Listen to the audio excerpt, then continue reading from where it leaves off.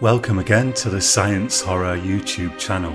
This week I'm reading the first part of a story I wrote called The Tulpa. Next week I intend to read the second half.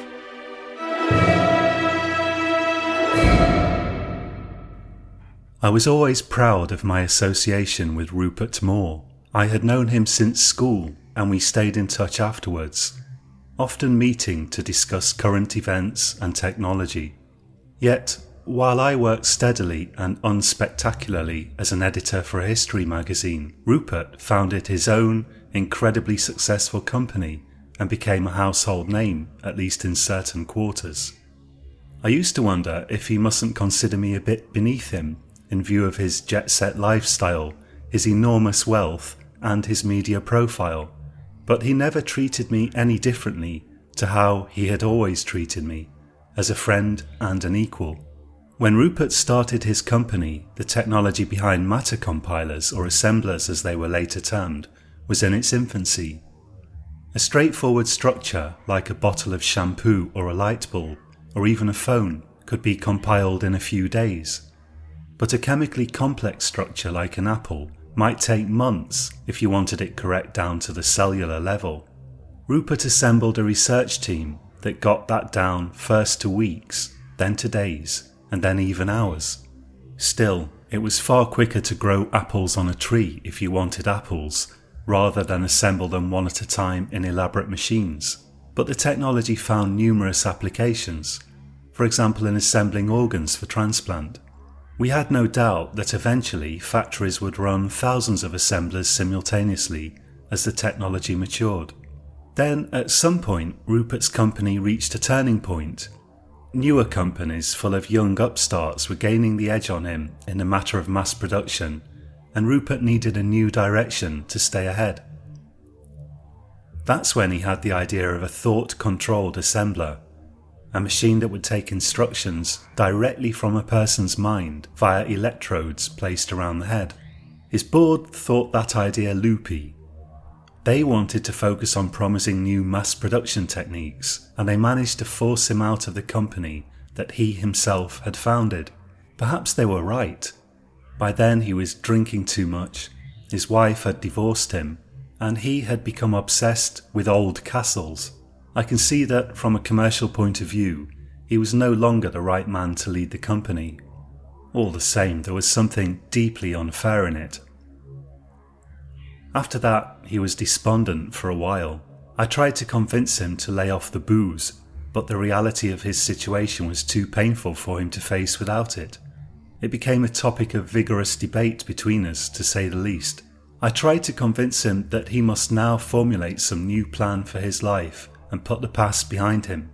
His wife was gone, his business was gone, but he was wealthy, talented, and he still had his health, a great deal of money, and a few good friends. In my view, he had only to pull himself together and develop a new focus, and soon his life would be on the right track again. My advice went unheeded, and I watched him spiral into despair, self-pity, and the vice-like grip of alcoholism. Then, one day, something abruptly changed. He came to me with an air of great excitement. "Damn these businessmen and their old stuck-in-the-mud ways," he said. "I think I know how to get an assembler to respond seamlessly to human thought patterns, and I'm going to set up my own private laboratory and research it myself. I don't need them, Jim." "That's the spirit," I said, greatly heartened by his new enthusiasm. "If there's any way I can help, just let me know. Do you have anywhere in mind for your new lab?" "Yes, Romania," he said. "Romania?" I said, taken aback. "I'm going to buy an old castle in Transylvania and pursue my work there. What could be more romantic, more exquisite? Can you imagine the old boys talking about me behind my back? They'll think I've gone insane. It'll be delicious." "Transylvania? Is that even a real place?" "Why, certainly it is. It's actually a very nice area, and there really are some lovely old castles for sale there. I'm going to start looking for one immediately. I'll be able to work there with complete focus, without any distraction. Ha! They'll say I've turned into Dr. Frankenstein or Dracula. Then imagine how stupid they'll look when my device works and leaves them all in the dust." I felt slightly put out to be regarded apparently as a distraction, but it was wonderful to see him finally back on some sort of a track, pursuing useful goals again. I had every confidence in his ability to see his project through to success also. If anyone could do it, he could. He quickly located a castle that he considered suitable. It wasn't far from the capital of the region, Cluj-Napoca.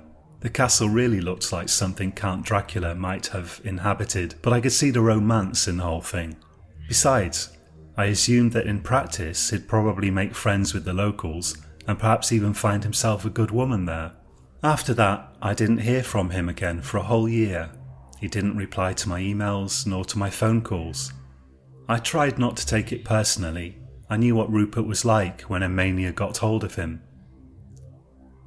Then finally one day he called me and invited me to go and visit. He didn't want to talk much on the phone, but I asked him whether he had had any success with his machine, and he said he had, but rather than sounding jubilant, he sounded worried, or perhaps even a little scared. He said he needed my help with something urgently, and if I wouldn't mind flying out there right away, he'd be glad to pay all expenses.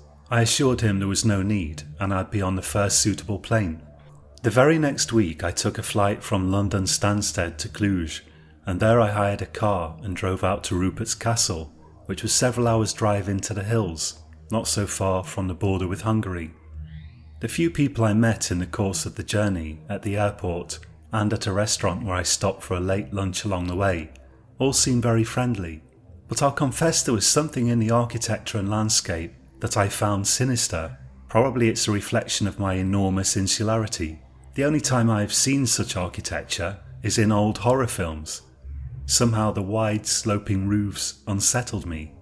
To reach Rupert's castle, I had to eventually ascend a steep hill. The road curled back and forth in ever shorter stretches, with a series of hairpin bends, in order to avoid an impossibly steep gradient, and my ears popped from the decreasing air pressure as I drove ever higher. Finally I saw it, nestled in a dip in the ground, not far below the crest of the hill. A dark and foreboding medieval construction of turrets and Gothic arches, like the Jungian shadow of something out of a fairy tale. I almost laughed to myself at the irony of it all. Here was a formerly powerful, wealthy recluse, taken to working on his mad inventions in Dracula's castle, apparently. All that was needed to complete the picture was a crowd of irate villagers waving pitchforks, but any such crowd would certainly have the wind taken out of it by the long climb. If they were to start out irate at the bottom, they'd be positively shattered and in sore need of refreshments by the time they got to the top. When I arrived at the gate, I had to get out and press a buzzer. He opened the gate remotely, and I drove down a gravelly path into the forecourt. It appeared Rupert hadn't invested much time in improving the place. The trees and shrubs surrounding the castle had taken on a wild and untamed aspect, and a great deal of dry, straggly grass poked up through the gravel. At the door, Rupert greeted me enthusiastically. He was wearing a grey suit with an open-necked white shirt, as though about to attend one of his formerly frequent business meetings. But the suit looked like it needed pressing, and the shirt had seen better days. "You've had a haircut," I said. "Yes, I simply run a trimmer over it myself these days," he replied. "Saves having to visit the barber. I don't really know any Romanian." "Half of them probably speak English," I said. "Well, it saves time too." I had the feeling that he was rather desperate to say something, but instead we talked only about trivialities. I almost said to him, "Look, have out with it, man," but I sensed that perhaps it was better to let him talk in his own time. His manner was that of a person forced to conduct small talk over coffee in a burning building. There was a terrible forced quality to his behaviour. Fortunately, he did at least calm down a bit after a couple of stiff whiskies and began to resemble his old self more. My room for the stay was a gargantuan thing with a mouldy old 4-poster bed in it, but I was relieved to see that he had at least replaced the sheets with something modern. During the night, I thought I heard the scurrying and clicking of cockroaches and perhaps a mouse or rat, but I told myself that probably they couldn't get up the legs of the bed and went back to sleep. The following morning, there was no sign of Rupert. I checked the time and found it was 9:30. I don't usually sleep past 7, but we had stayed up late, and I must have been exhausted from the journey. I began to wander around shouting his name, wondering if he'd gone out to fetch something. Most of the doors were unlocked, although some of the rooms looked as though they hadn't been inhabited for at least a century. It was hard to keep track of exactly where I was in that vast, gloomy castle, but it was on what I judged to be the 3rd floor that I came across something a little odd. There I found a largely empty bedroom with a smashed window. The window had previously been rather elaborate, consisting of small glass diamonds in a lattice of cast iron or perhaps lead, and the remains of the metalwork bulged outwards around a large hole, as though a cannonball had been thrown through the window. Outside it was raining heavily, and the rain was drizzling in through the hole. Aside from a large fireplace, the only other thing in the room was a small table and a chair, and on the table sat a pair of binoculars, now wet with rain. The view from the window was largely of the forested side of the hill, crisscrossed by paths and patches of naked stone cliff. I noted a strange dried trail of something on the floor. It was intermittent, but something had left a dark reddish slimy trail on the floor between the window and the door. It was as if someone had dragged a rotting but partially dried carcass from the door to the window and left patches of slimy effluent here and there. Perhaps more likely, Rupert had trodden in something before entering the room. In places, the substance, whatever it was, bore the imprint of footsteps. The footsteps must have simply become smudged by rain and wind from the broken window. Why would Rupert be watching the side of the hill with binoculars, and why would he have smashed the window to do it? I could only think that the window must have been smashed long ago, and Rupert had simply taken advantage of the hole to enjoy a clear view of the hillside, for the sake of curiosity. If the hole had indeed been made a long time ago, wouldn't there be more rain damage around the window? Certainly the table had been moved into place recently, or by now it would be covered in mildew. I searched the entire castle, or what constituted the entire castle as far as I could tell, and I found Rupert nowhere. His car, a heavily dented and scratched old Skoda, quite out of keeping with his wealth, was still in the driveway. It didn't seem likely that he would be outside, given the weather conditions. I wondered if there was some outbuilding attached to the castle that I had missed. After sitting down for a bit and pondering the matter, it occurred to me that I hadn't searched the cellars, and those could potentially be quite extensive. I had seen what was probably the cellar door, and had assumed it to be little more than a store cupboard, and as such had dismissed it. I found the door again and opened it. Uneven stone steps led down into what looked like a space of considerable dimensions, and the space was dimly glowing with the light of some distant lamp. I made my way down the steps and proceeded through a tunnel, apparently cut out of natural rock, towards the source of the light. The tunnel opened up into a large chamber, and there I found Rupert sitting by some sort of huge machine, typing at a computer terminal. The machine consisted of a large quantity of electrical apparatus surrounding a metal box with a door, and the door had been busted outwards and hung half open, the circular handle lying on the floor. The inside of the chamber seemed to be full of some kind of slime. "Rupert," I said, "I've been looking everywhere for you." He almost jumped out of his skin, and for a moment he glared at me with a pale, confused and somewhat frightened face, as though he thought I might be someone or something that he'd have to fight off. Then his face relaxed into a slightly forced, sheepish smile.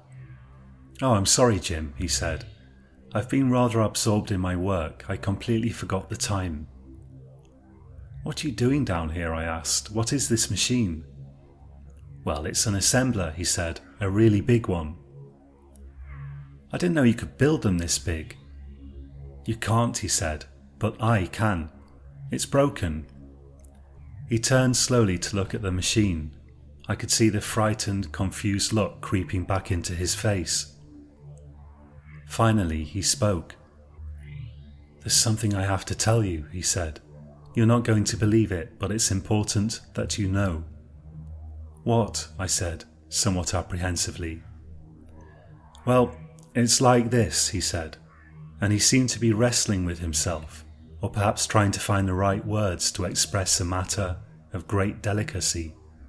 "You see," he stopped and rubbed his hand over his face, which I noticed was covered in a fine perspiration. "You see, Jim, the thing is," I held up my hand to stop him. I could see he was in quite a state. "I have a proposal," I said. "Why don't we go upstairs, eat some breakfast, then you'll have a nice glass of sherry, and you'll compose your thoughts and tell me in your own time."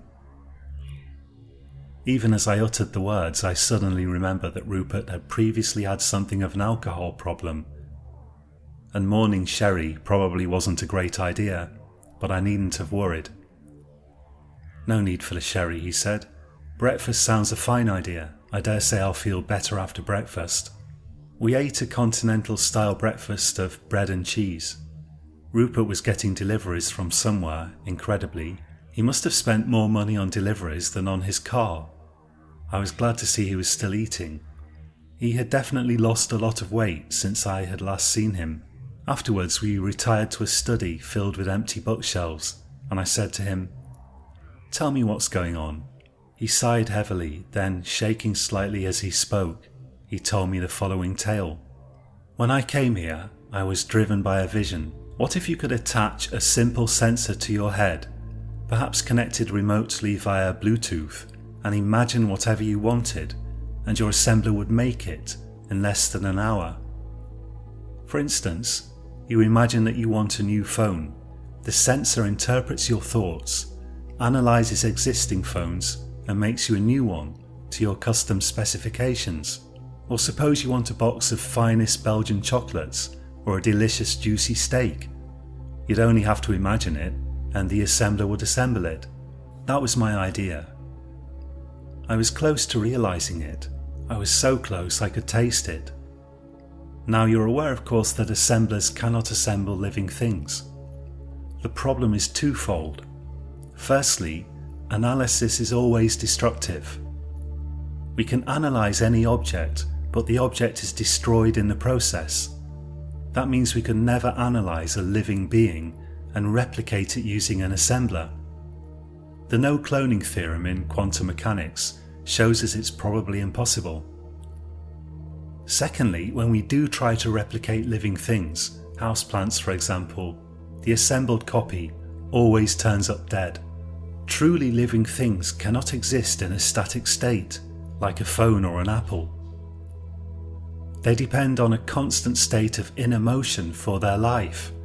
That's why replicated plants look all right initially, but quickly die. Naturally, people have pointlessly run the analysis on anaesthetized animals, and the replicated clones were always quite dead. You know, there are rumours, Jim, terrible rumours, that the process has been run on conscious living people. They say that somewhere in China, a scientist kidnapped homeless men and strapped them into the analyzer fully conscious. Imagine the terrible suffering as they were disassembled. Such pointless suffering, because we already know very well the inevitable outcome of such barbarous experiments. I started to think I could overcome this limitation. After a great deal of experimentation, I got the machine to the point where I could imagine simple mould, penicillium or aspergillus or whatever, and it would create living mould. I was able to assemble simple fungi too.